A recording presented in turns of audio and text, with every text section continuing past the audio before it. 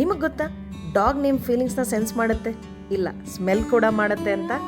ನಿಮ್ಮ happiness, tension, fear ಎಲ್ಲ ಎಮೋಷನ್ಸ್ಗೂ words ಬೇಕು, ಅವ್ರಿಗೆ ಮಾತ್ರ ನಿಮ್ಮ ಸೆಂಟ್ ಸಾಕು.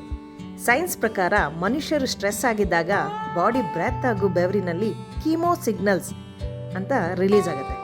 ಡಾಗ್ಸ್ ಇವನ್ನ ಡಿಟೆಕ್ಟ್ ಮಾಡೋದ್ರಲ್ಲಿ ಚಾಂಪಿಯನ್ಸ್.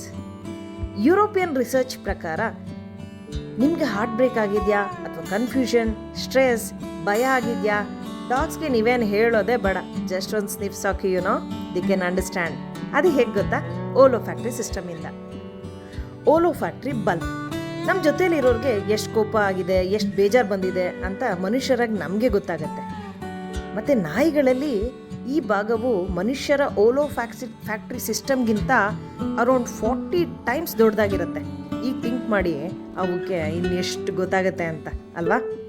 ಮತ್ತೊಂದು ಆರ್ಗನ್ನು ಓಲೋ ಫ್ಯಾಕ್ಟ್ರಿ ಎಪಿಥೀಲಿಯಂ. ಈ ವಿಶೇಷ ಟಿಶ್ಯೂ ಮೂಗಿನೊಳಗಿರುತ್ತೆ. ಮತ್ತು ಓಲೋ ಫ್ಯಾಕ್ಟ್ರಿ ನ್ಯೂರಾನ್ಸ್, ಮೂಗು ಸುವಾಸನೆ ಮತ್ತು ದುರ್ವಾಸನೆ ಗುರುತಿಸುವ ನ್ಯೂರಾನ್ಗಳು. ಮತ್ತೊಂದು ಅಂಗ ಒಮೆರೋ ನಾಸಲ್ ಆರ್ಗನ್ ಅಥವಾ ಜೇಕಬ್ಸನ್ಸ್ ಆರ್ಗನ್. ಈ ಅಂಗವು ಫೆರೋಮೋನ್ ಮಾಲಿಕ್ಯೂಲ್ಸ್ ಗುರುತಿಸಲು ಹೈಲಿ ಸ್ಪೆಷಲೈಸ್ಡ್ ಆಗಿರುತ್ತೆ. ಇದರಿಂದಾಗಿ ಡಾಗ್ ಸ್ಮೆಲ್ ಮುಖಾಂತರ ನಿಮ್ಮ ಎಮೋಷನ್ ಅರ್ಥ ಮಾಡ್ಕೊಳ್ತವೆ. ಇದೆ ಎಸ್ಪೆಷಲಿ ಫಾರ್ ಕೆಮಿಕಲ್ ಕಮ್ಯುನಿಕೇಷನ್. ಎಷ್ಟು ಅದ್ಭುತ ಅಲ್ವಾ.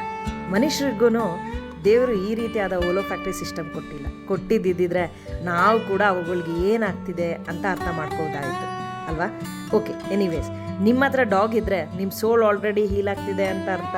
ಜಸ್ಟ್ ನೀವು ಅವ್ರನ್ನ ಪ್ರೀತಿ ಮಾಡಿ, ದೇ ಡಿಸರ್ವ್ ಇಟ್.